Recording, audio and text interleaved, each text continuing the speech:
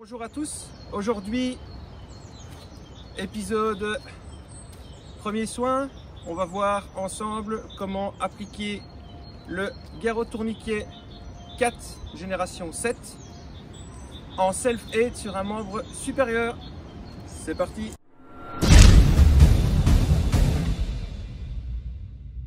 Alors avant toute chose, comme à chaque fois, n'oubliez pas que cette vidéo n'est pas une vidéo didactique pour que vous fassiez la même chose à la maison. C'est une vidéo d'information qui va vous permettre après et uniquement après avoir suivi une formation avec des professionnels reconnus de pouvoir utiliser cette vidéo comme pense-bête, de pouvoir déjà avoir une pré-information avant de suivre les stages. En aucun cas, je dis bien en aucun cas, ne posez un garrot tourniquet sur vous-même ou sur quelqu'un à l'entraînement sans au préalable avoir fait d'une part une formation par un organisme reconnu et d'autre part avoir pris toutes les précautions d'usage au niveau de la mise d'un équipement de protection individuelle, de gants, de masques et de lunettes hermétiques qui vous permettront de ne pas avoir de sang dans la bouche, dans les yeux et sur les mains. Avertissement fait, on passe à la suite. Alors d'abord, question, pourquoi mettre un tourniquet?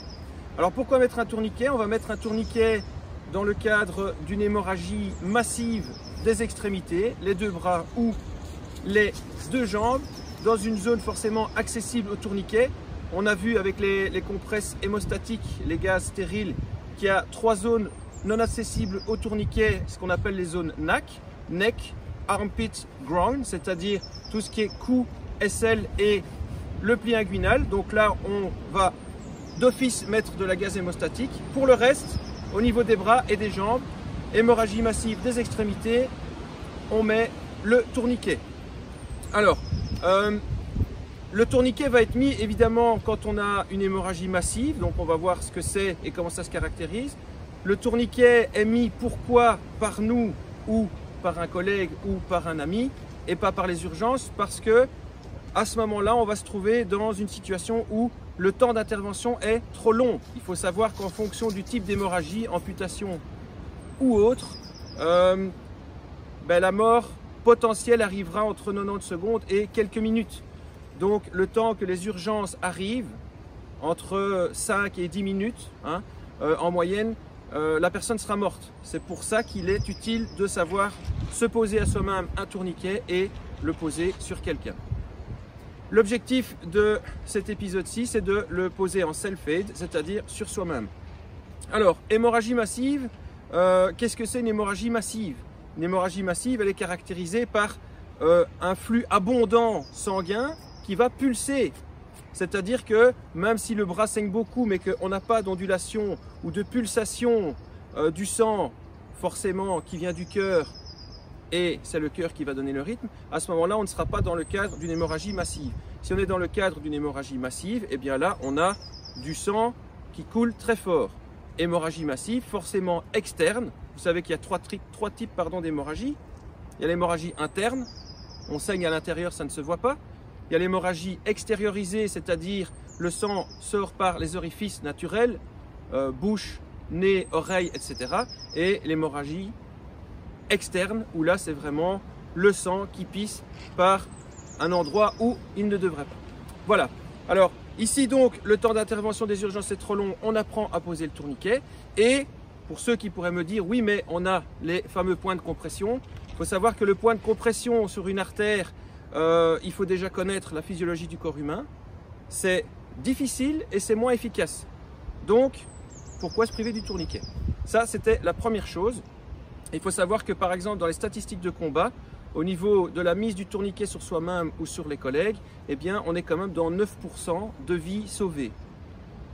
Donc, à bon entendeur. Alors au niveau du fonctionnement, le fonctionnement on va le voir en détail par la suite, mais en gros, si je dois vraiment résumer pour les gens qui n'ont jamais fait de premiers soins d'urgence ou ce genre de choses, eh bien ça sert à quoi? Ça sert à couper le robinet sanguin, c'est-à-dire que eh bien, le sang passe dans les membres et on va tourner pour compresser les tissus, les artères, les veines, tout compresser pour stopper le robinet sanguin. Ça c'est le type d'action que va avoir le garrot tourniquet. Un peu comme quand on tourne un robinet à la maison, c'est pareil. Et bien ici, on va le tourner sur nos bras. Alors, il y a différents types de tourniquets. Il y a les tourniquets qu'on appelle donc les garrots pneumatiques. Alors, c'est pas justement un tourniquet, c'est un garrot pneumatique. Donc ça, c'est utilisé dans des locaux, aux urgences, dans des endroits spécialisés où là, comme son nom l'indique, le pneumatique, c'est gonflé à l'air. C'est très efficace, mais sur le terrain, impossible à porter. On a ensuite ce qu'on voit beaucoup sur Internet, les garrots élastiques de type SWAT, de type TK4, ce genre de choses.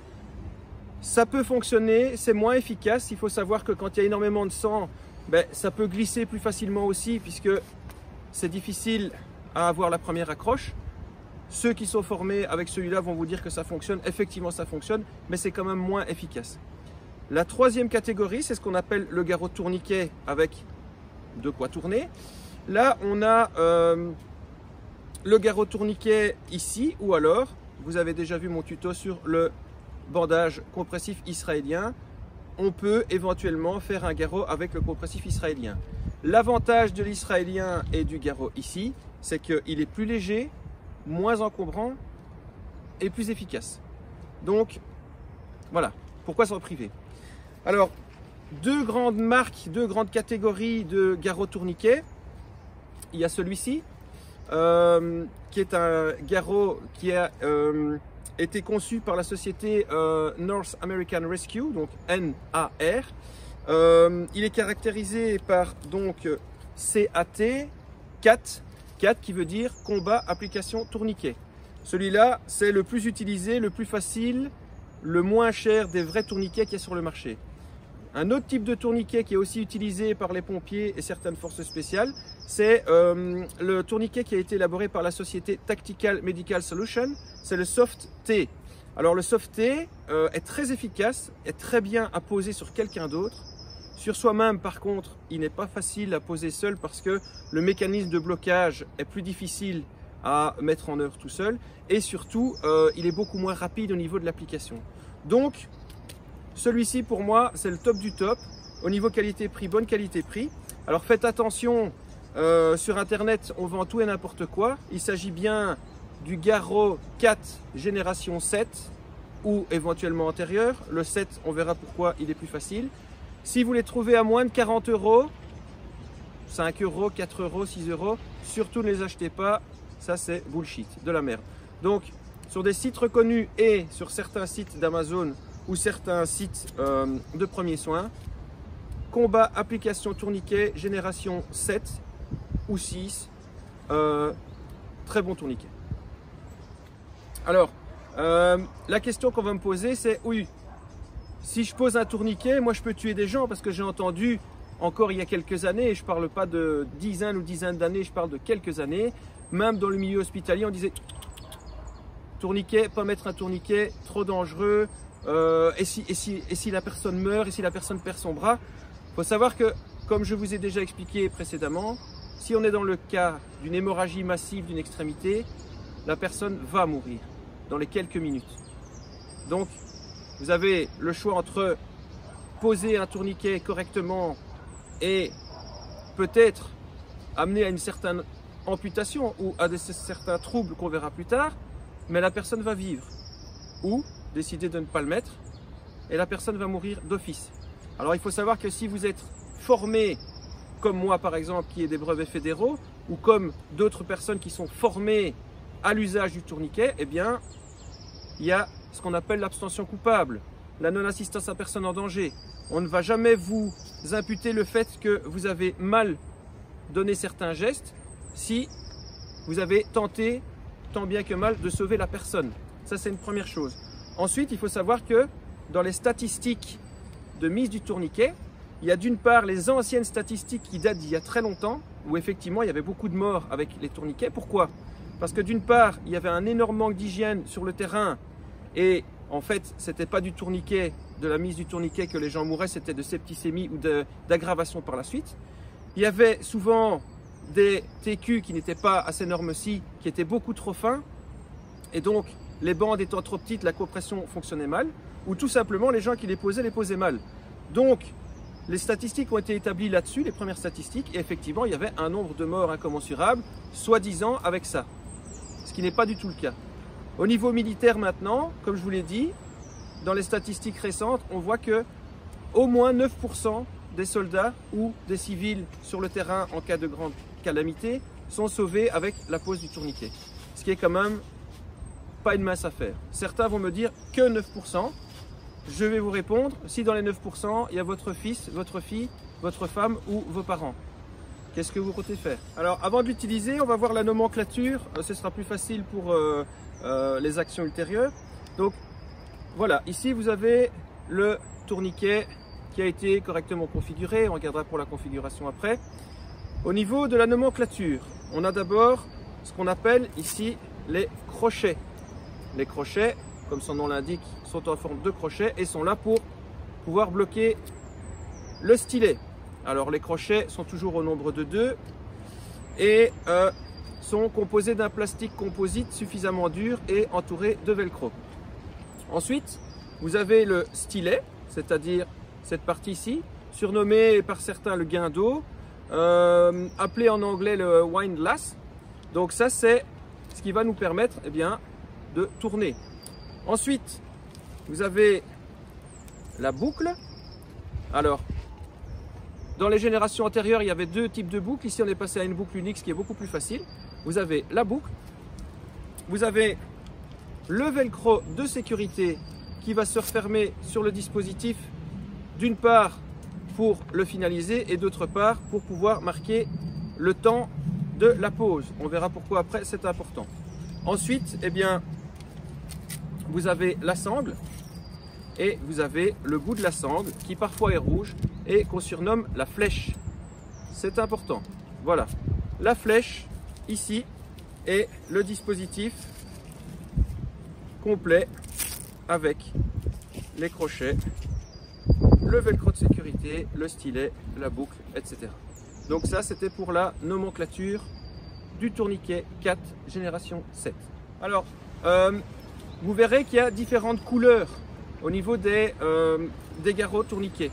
Alors, les noirs, c'est toujours pour l'opérationnel, que ce soit militaire, police, etc., forces spéciales. Pourquoi? Tout simplement parce que s'il y a une extraction à faire et qu'on a des bandes fluo au niveau des bras, ça ne va pas être pratique pour la discrétion. Pour le reste, au niveau des systèmes d'urgence, souvent ils sont orange fluo.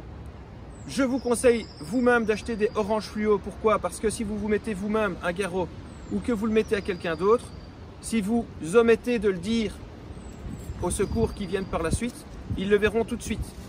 Ça, c'est la deuxième couleur. La troisième couleur, c'est bleu. Et le bleu, il est utilisé pour tout ce qui est training ops, training personnel. Donc le bleu vif, c'est pour l'entraînement. Alors moi, je vous conseille, une fois que vous aurez suivi une formation, de toujours en avoir 2 avec vous. Le bleu, pour pouvoir vous entraîner un maximum et très souvent à le mettre. Et le noir, qui sera neuf et à usage unique opérationnel. Alors, on va voir comment placer le tourniquet, dans quelles circonstances, comment, pourquoi, ce qu'il faut faire, ce qu'il ne faut pas faire. Avant le placement, je m'excuse parce qu'il y a un peu de vent dans les bois. Tant que rien ne me tombe sur la tête, ça va, mais normalement, j'ai pris mes précautions. Avant de le placer, il faut le configurer. Il faut savoir que quand il arrive, il est configuré pour une utilisation traditionnelle, c'est-à-dire le poser sur quelqu'un. Pour le poser sur nous-mêmes, il n'est pas configuré correctement. Donc on va l'ouvrir complètement et le reconfigurer. Pourquoi? Vous voyez qu'ici, je l'ai configuré correctement et quand je l'ouvre, j'ai ma boucle ici, mon rond qui est tout à fait suffisamment large pour que je puisse venir le coulisser sur le bras et le mettre le plus haut possible. Quand il arrive, les velcros sont inversés et ces 2 parties ici collent ensemble et donc vous ne savez pas ouvrir la sangle pour pouvoir vous la placer vous-même. Donc avant de commencer, qu'est-ce qu'on va faire? On va complètement défaire le tourniquet. Je garde mon stylet coincé dans les crochets pour pas qu'il m'embête. Et qu'est-ce que je vais faire déjà? Je vais venir tirer sur la sangle ici le plus possible. Pourquoi? Parce que faut savoir que dans cette sangle-ci, il y a cette sangle-là, la plus petite, qui est en sous-couche et qui va servir à tourner. Si elle n'est pas bien tendue, eh bien, vous aurez déjà un peu de retard sur la mise du tourniquet. Donc on va tendre, tendre, tendre à fond. Une fois qu'on a tendu, j'ai ici l'arrière du tourniquet, je vais venir placer ma flèche dans la boucle et tirer jusqu'à plus ou moins avoir la même distance de sangle ici que ici. Et ensuite, je vais venir la refermer. Une fois que j'ai refermé ici, eh bien là, nous n'avons plus de velcro. Et quand je referme mon tourniquet, voilà, les deux parties qui sont ici n'accrochent pas ensemble. C'est pourquoi quand je me saisirai de mon tourniquet pour l'utiliser et que je ferai comme ça, hop, eh bien, nous allons avoir un espace suffisant pour pouvoir venir le placer sur le bras. Donc on le replie bien avec la bande lisse vers l'intérieur. Le velcro est bien placé vers l'extérieur, ici, pour ne pas me gêner dans le serrage, et mon stylet est, pour l'instant en tout cas, coincé dans les crochets. Voilà, ça c'était pour la configuration de base. Voilà, donc ici, mon TQ est configuré, je vais pouvoir le mettre. Alors, avant de le mettre, qu'est-ce que je fais? J'identifie la source. Où est-ce que le saignement a lieu? Ok, il faut savoir déjà un peu, au niveau du saignement, on va probablement couper les vêtements pour pouvoir voir si on est dans le cadre d'une hémorragie massive, sauf si les membres sont arrachés bien sûr. Le but, ce sera d'identifier la source. Alors, normalement, le TQ va se mettre à même la peau. En situation opérationnelle ou en situation de calamité ou de danger, tant pis, on va le passer par au-dessus des vêtements. Alors justement ici, qu'est-ce que j'ai fait? J'ai mis un petit patch de formation et un bic pour vous rappeler que si maintenant je mets le tourniquet le plus haut possible du membre, c'est-à-dire vraiment à la racine ici, eh bien je n'aurai pas une action efficace sur mes artères à cause justement des objets. Donc tout ce qui est patch, GSM, petit carnet, stylo tactique ou autre, on vide. Ce sera pareil pour les jambes qui feront l'objet d'un autre tuto. Mais donc videz bien ce que vous avez à gauche, à droite, et premier réflexe à avoir si vous le posez sur quelqu'un aussi, c'est est-ce qu'il a quelque chose dans ses poches? Pourquoi est-ce qu'on dit toujours de le mettre le plus haut possible? Il y a déjà, qu'on soit blessé ici ou là, si on doit le mettre en urgence, si on coupe le robinet plus haut, eh bien, tout ce qui va passer dans le bras ensuite après sera stoppé.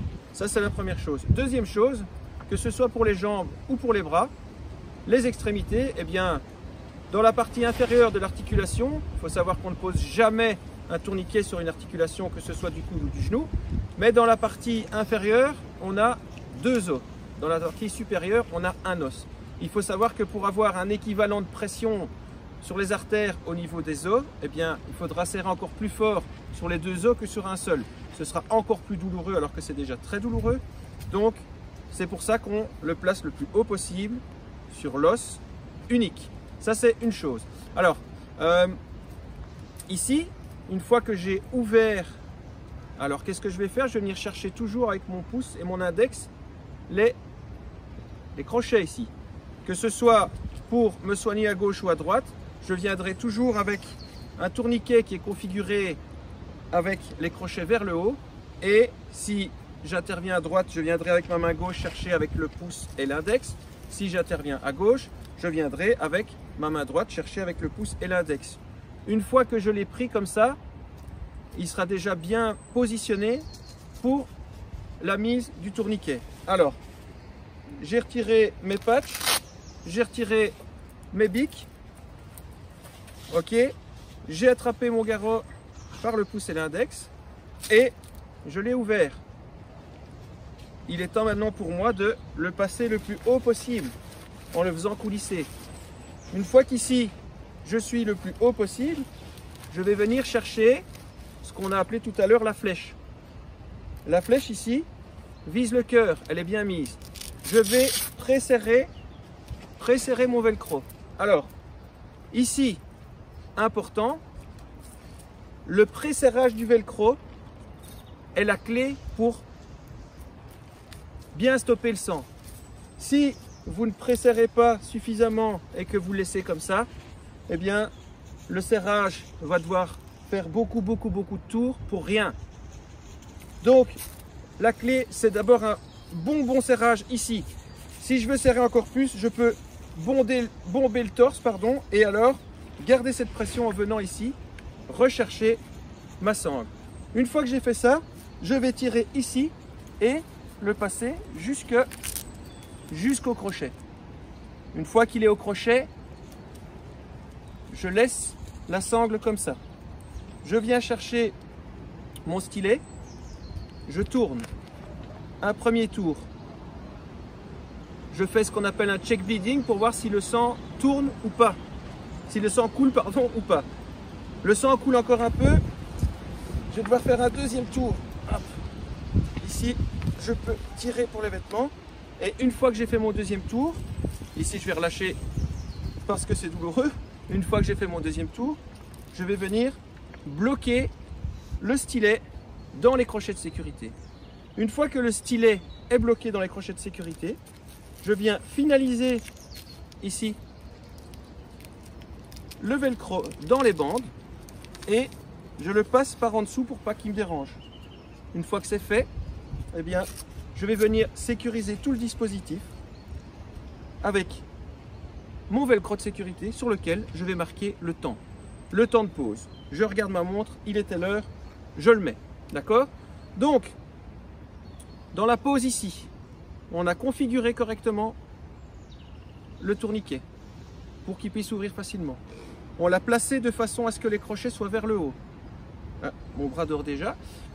On est venu le chercher avec le pouce et l'index au niveau des crochets et on l'a déplié.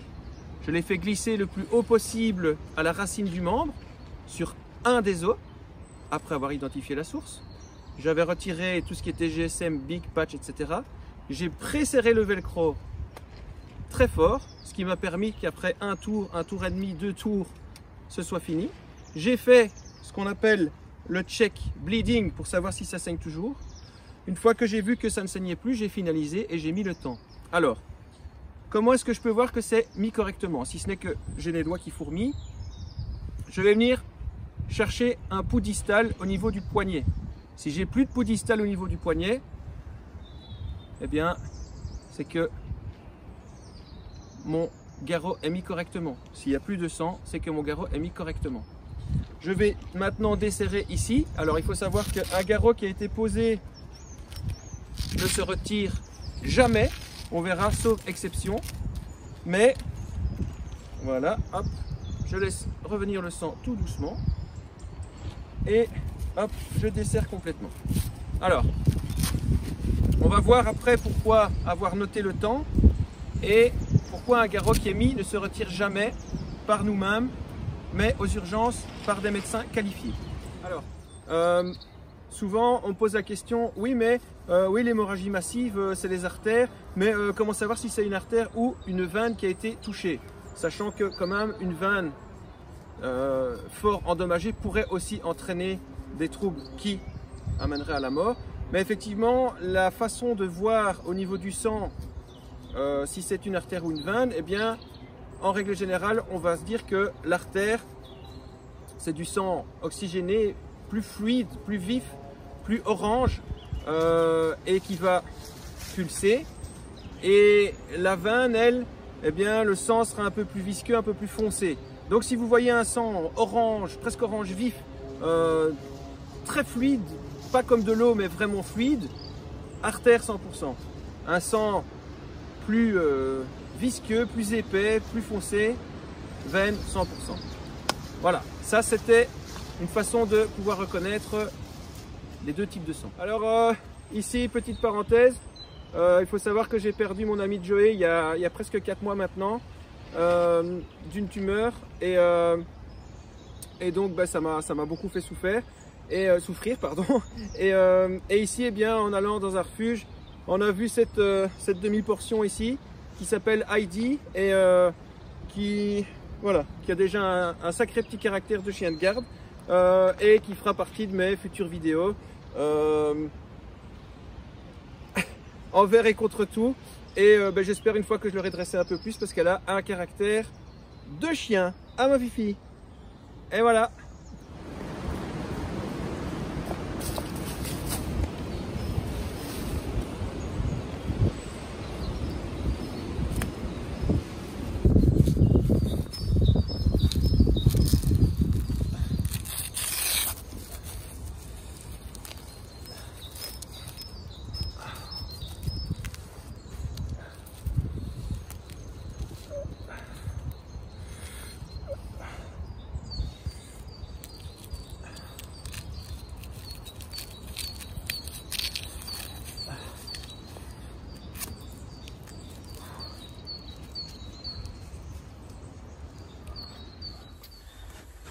Alors ici on a terminé la pose du TQ et sur le velcro de sécurité donc on a l'appellation time ici et on sait qu'on doit noter ici sur le velcro le temps après la pose immédiate du tourniquet, éventuellement sur le front ou sur la joue, mais avec un risque que avec la sueur ça disparaisse, donc l'idéal indélébile ici.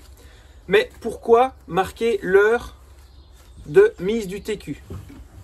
Il faut savoir que une fois qu'on a bloqué le flux sanguin vers le membre impacté, les tissus ne sont plus oxygénés.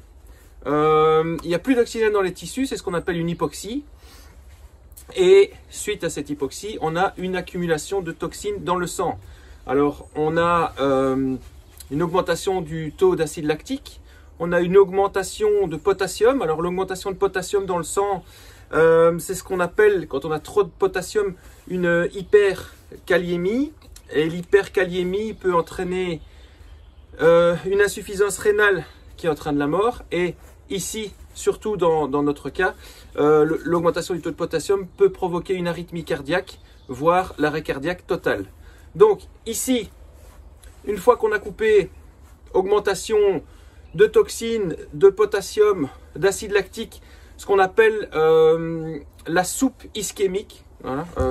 Soupe ischémique, c'est un grand mot, mais c'est pour vous dire en gros qu'il y a beaucoup de déchets qui s'accumulent dans le bras. Ça pourrait provoquer la gangrène ou un infarct par la suite. Et donc en fait, à l'hôpital, le médecin, en fonction de l'heure de pose du TQ, va dire voilà, depuis autant de temps, il y a autant de toxines qui se sont accumulées. On fait une analyse de sang et on va piquer le membre impacté pour essayer de réduire un maximum les crasses qui vont repasser dans le corps après ouverture du garrot. Voilà, donc un garrot posé est un garrot laissé. C'est ça uniquement à l'hôpital qu'on le fait. Sinon, les toxines repassent dans le sang, vont vers le cœur et c'est la catastrophe. Ça va, donc retenez bien, plus d'oxygène, problème, piqûre, avant réouverture. Alors deuxième chose, post-pause dont je voulais vous parler, en survie évidemment, qu'est-ce qu'on va faire? On va essayer d'improviser des tourniquets, des garrots. Alors attention, on voit souvent la ceinture, la cravate, un câble, un caleçon. Non, non. Ça peut arriver que les gens aient de la chance et puissent couper le flux sanguin avec une ceinture. Il faut savoir que un garrot improvisé, si vous décidez d'improviser un garrot, plus la bande sera large, plus ce sera efficace, moins il faudra serrer. Et une fois que vous avez cette bande qui est, on va dire, de minimum ça et qui peut aller jusque ça, il faudra trouver un stylet, un bâton télescopique pour les forces de l'ordre, un bâton, un bête bâton pour les bushcrafters, un stylo, un stylet, peu importe, quelque chose de suffisamment long pour pouvoir serrer et ensuite accrocher avec un nœud pour le finaliser. Donc, il y a à boire et à manger là-dedans. C'est tout à fait faisable de faire un garrot improvisé, par exemple avec un pansement israélien, un concert suffisamment fort et dans lequel on rajoute par exemple une matraque télescopique ou un stylo. Peu importe, on pourrait éventuellement déchirer ou découper des vêtements assez solides en bandes assez larges et on pourrait très bien faire un garrot comme ça. Néanmoins, ici, 4 génération 7, entre 25 $ sur les sites américains et 40 € sur les sites européens. Pour sauver une vie, c'est pas cher, c'est très pratique et c'est très facile à mettre et très rapide comme vous avez vu. Donc oui, si vous n'en avez pas, essayez d'improviser quelque chose, mais ayez toujours ça sur vous. Bon, alors maintenant, petite contradiction par rapport au début de la vidéo. Je vous avais dit, voilà, tourniquet, il vaut mieux le mettre que de laisser mourir une personne. Effectivement. Est-ce que les statistiques d'avant étaient bonnes? Non. Est-ce que la pose d'un tourniquet peut engendrer des choses parfois graves? Oui, forcément. On coupe la circulation, on coupe l'oxygène, ça engendre certaines choses. Donc ici, pour répondre un peu à votre question, il faut savoir que dans certaines statistiques, je dis bien certaines parce qu'il y a les statistiques militaires, les statistiques médicales, civiles, etc. En moyenne, on va dire que si le garrot est posé pendant plus de 6 heures, serré à bloc, là, on pourra avoir une atteinte transitoire ou permanente au niveau des nerfs. Des petites choses qui tremblent ici, etc. Ça pourrait provoquer une thrombose artérielle ou veineuse au bout de 6 heures. Ça pourrait entraîner des nécroses musculaires ou cutanées. Et il faut savoir que même bien mis, le tourniquet est tellement douloureux que sur le terrain, surtout pour les militaires, s'ils ont des analgésiques en plus, pour lutter un peu contre la douleur, ça aide. Maintenant, tout le monde ne les a pas. Donc, dans tout ce qui est... il y a Heidi qui est en train de faire des conneries derrière. Dans tout ce qui est possibilité d'avoir des complications, voilà, c'est un peu un melting pot de ce que je viens de vous dire. C'est pour ça qu'on ne met pas un TQ à la légère. Ça doit être réfléchi, pensé et après avoir suivi évidemment une formation légale et officielle. Alors après cette petite théorie sur les risques de la pose et sur le pourquoi de l'heure, voilà, j'ai mis mon tourniquet en self-aid, donc j'ai mis tout seul. J'ai fermé, j'ai finalisé, j'ai marqué l'heure. Ensuite, qu'est-ce qu'on fait? Alors, on verra que dans le body aid, donc sur une autre personne, ce sera plus facile. Mais en self-aid, ben, c'est pareil. Une fois qu'on a géré l'hémorragie massive, qu'est-ce qui va être mortel ou potentiellement mortel après? C'est l'hypothermie. Donc on va essayer un maximum, avec le peu d'énergie qui nous reste, de gérer notre hypothermie. Il faut savoir que, je vous en avais déjà parlé dans la mise de la couverture de survie, etc. On est dans le cadre de ce qu'on appelle un PPP, protocole de prévention précoce, c'est-à-dire que peu importe ce qu'on va faire pour conditionner un blessé ou pour se conditionner nous-mêmes, en attendant les secours, on va, tout au long des étapes, essayer de maintenir une température stable. Pourquoi stable? Il y a ce qu'on appelle, comme je vous ai déjà expliqué précédemment, la triade létale. La triade létale, c'est quoi? C'est, si on perd 1 degré, on perd 10% d'indice de coagulation. On perd 10% d'indice de coagulation, on coagule mal, on saigne, on repère 1 litre de sang. Par litre de sang perdu, on repère 1 degré. Et c'est comme ça jusqu'à la mort. Donc ici, que ce soit pour nous ou pour un buddy, une personne extérieure, on va essayer de s'allonger au maximum pour limiter les efforts du cœur. On va se protéger du sol, on va se protéger de l'air, c'est-à-dire se couvrir des intempéries, de la pluie, la neige, le vent, l'humidité, etc.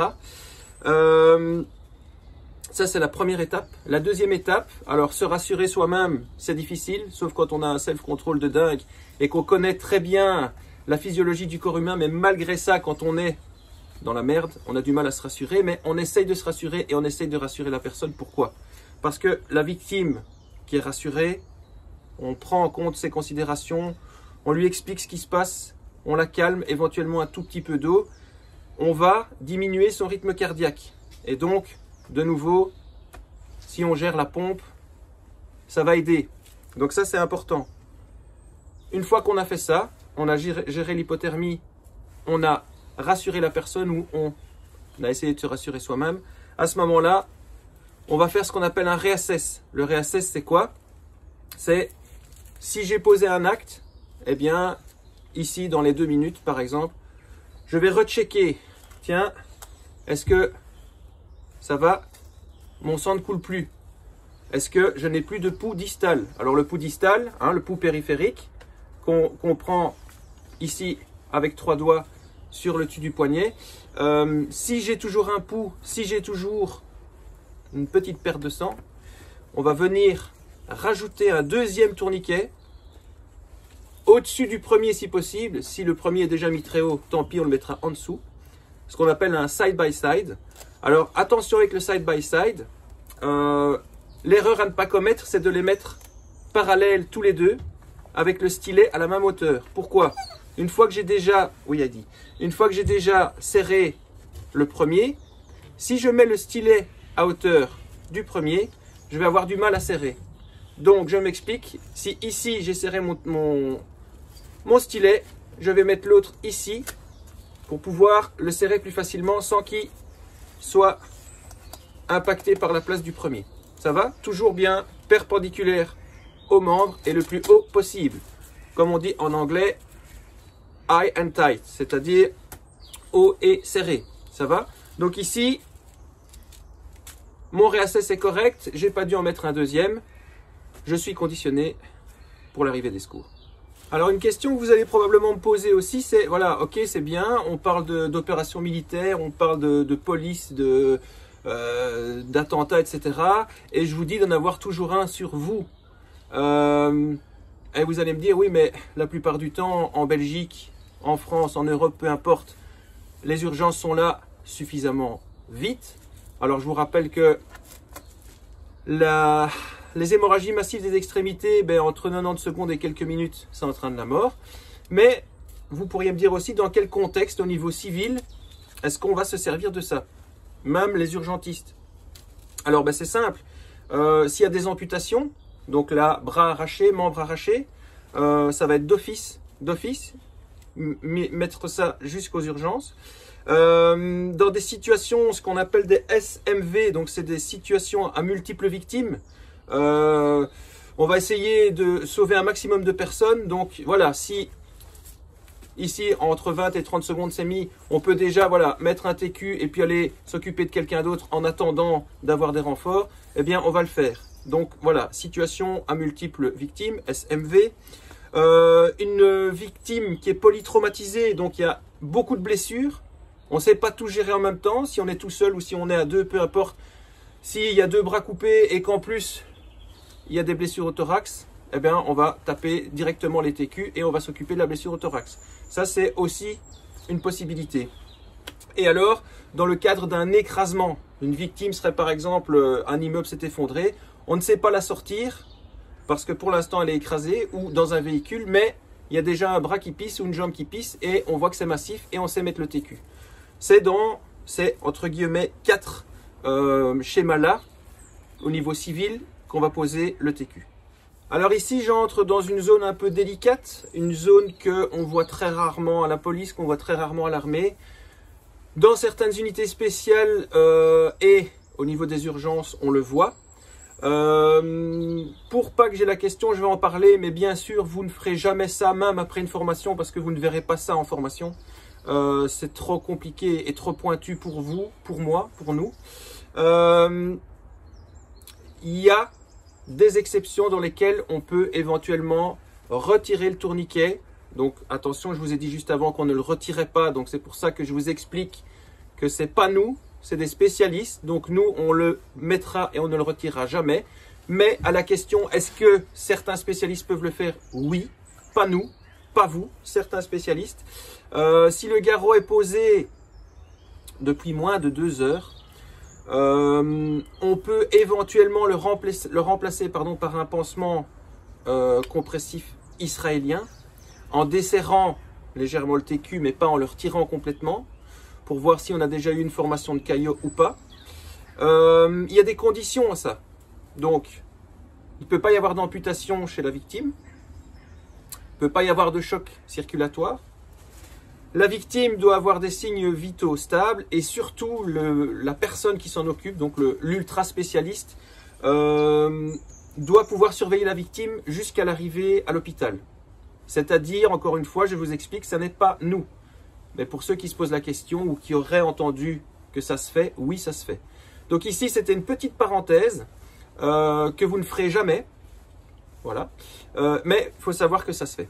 Voilà. J'en ai fini ici avec l'ultra théorie. Un peu chiante, mais au moins pour ceux qui se posent des questions, j'espère que vous aurez les réponses. On va rester sur les images de fin avec la mise du TQ et les petits rappels écrits. Et puis voilà, comme d'habitude, si vous avez des questions, vous me les posez. Si vous avez des remarques à faire, tant que ça reste constructif, c'est génial. Si vous avez des idées de vidéos, que ce soit premiers soins, couteau, survie ou autre, vous m'en faites part. N'oubliez pas d'aller sur mon site woodknifesurvival.com et likez les vidéos. Amusez-vous, sortez, restez prudents et surtout, ces vidéos de premiers soins sont des pense-bêtes pour les personnes qui vont ou ont suivi une formation auprès de professionnels et en aucun cas, ne reproduisez à la maison ce que je vous montre ici sans avoir suivi de formation. Je rappelle que je suis instructeur fédéral en premiers soins et que j'ai énormément de diplômes, aussi bien civils que auprès des forces de l'ordre, pour tout ce qui est médical. Appliquez, pratiquez en connaissance de cause après s'être formé. Et vous sauverez des vies. A plus.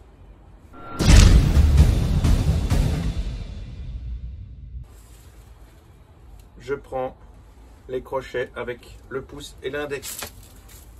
Je passe le tourniquet autour du membre impacté.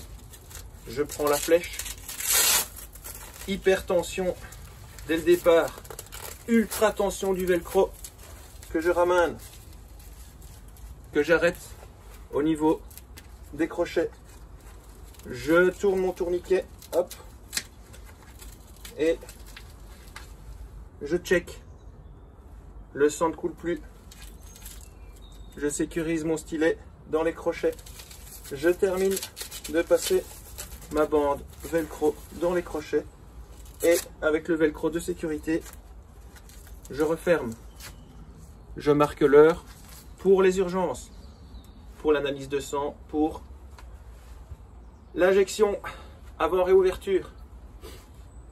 Il n'y a plus de sang qui coule. J'ai plus de pouls périphérique, de pouls distal. Il est bien mis. Il est bien perpendiculaire au membre.